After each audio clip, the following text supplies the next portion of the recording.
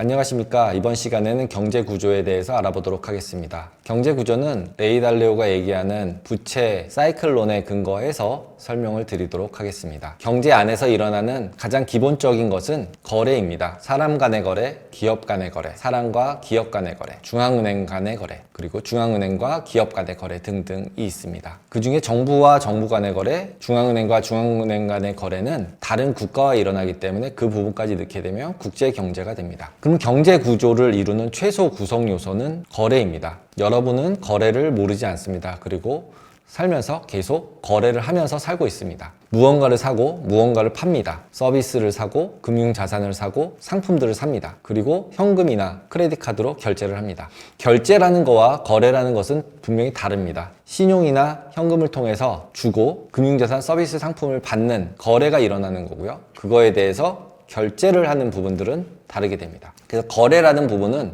물건을 주고 현금을 받았습니다. 물건을 사는 사람이죠. 결국 물건을 산 사람은 지출을 하게 된 거고, 파는 사람은 수입이 생기게 된 겁니다. 거래가 일어날 경우에 지출과 소득은 동시에 발생하게 됩니다. 그러면 당연히 지출한 금액과 수입된 금액은 같겠죠. 수입은 결국 소득입니다. 그래서 소득 금액도 지출된 금액이 같다는 얘기가 되겠죠. 현금 지출과 신용 지출은 총 지출을 만들어냅니다. 구매자 입장에서는 결국은 지출을 하게 되는 거고요. 판매자 입장에서는 결국은 그게 수입이 되게 됩니다. 가격은 우리가 얘기할 때 일반적으로 가격이다, 이게 얼마다 라고 하는 가격은 물건을 산 가격을 얘기합니다. 하지만 경제에서 보통 얘기할 때는 물가를 얘기합니다. 그래서 총 지출을 총 서비스 상품, 서비스 자산의 판매량 또는 생산량을 나눠주면 가격이 나와서 그거 물가가 됩니다. 그리고 처음에 말씀드렸던 결제라는 부분, 거래 관계를 끝내는 일을 결제라고 합니다. 현금 거래를 할 경우 어느 바에 가서 맥주를 받고 현금을 냈습니다. 거래가 끝난 것입니다.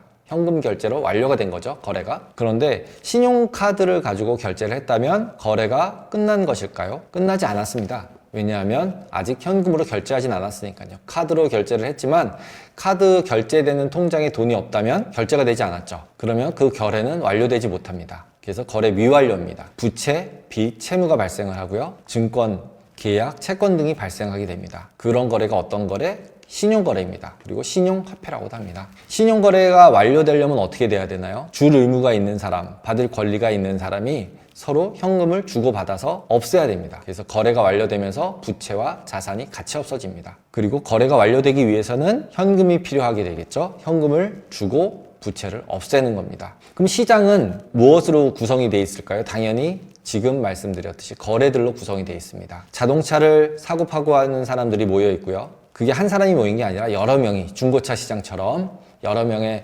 바이어와 셀러가 모여서 사고 팔고 하는 것이, 거래들이 모여서 시장을 이루고, 그 시장들이 어떤 거를 사고 팔고 하느냐에 따라서 여러 시장들이 모여서 경제를 이룹니다. 주식시장, 채권시장, 외환시장, 가스시장, 석유시장, 콩시장, 반도체 시장 등등 여러 가지 시장들이 모여서 경제를 이룹니다. 즉, 경제를 이루는 것은 시장이고 시장을 이루는 것은 거래가 됩니다. 즉, 여러분이 매일매일 거래, 사고 파는 일을 하는 일을 통해서 경제는 돌아가고 있습니다. 그 경제 시스템을 관리하는 정부는 중앙은행과 행정부가 같이 모여서 경제 시스템을 관리합니다. 그리고 정부는 가장 큰 매수자이면서 매도자입니다. 수입으로서는 세금을 걷어서 공공 지출을 하게 됩니다. 그 금액이 굉장히 크기 때문에 경제 시스템 전체에서 굉장히 큰 역할을 담당하고 있습니다. 그 시스템에서 너무 경기가 과열되거나 또는 축소될 때 중앙은행에서 현금과 신용을 조절해서 경기의 흐름을 조절하게 됩니다. 중앙은행이 경제를 관리하는 방법은